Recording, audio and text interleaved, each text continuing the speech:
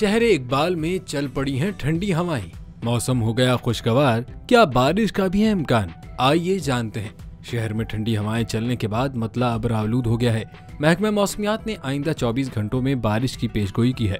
मुल्क के दीगर इलाकों की बात करें, इस्लामाबाद समेत दीर, स्वात, कोहिस्तान, शांगला, एबटाबाद, मानसहरा, बालाकोट, हरीपुर, बोनेर, मालाकंड, चित्राल, बाजोड़, महमद, खैबर, पिशावर, चारसद्दा, नौशहरा, सवाबी, मर्दान, कोहाट, करम, DI खान, लकी मरवत, बनू, टांक, वजीरिस्तान और करक में आंधी झक्कड़ चलने और गरज चमक के साथ मजीद बारिश और चंद मकामात पर ज़ालाबारी का इम्कान है, जबकि बालाई अजला में बाज़ मकामात पर मूसलाधार बारिश की भी तवक्को है।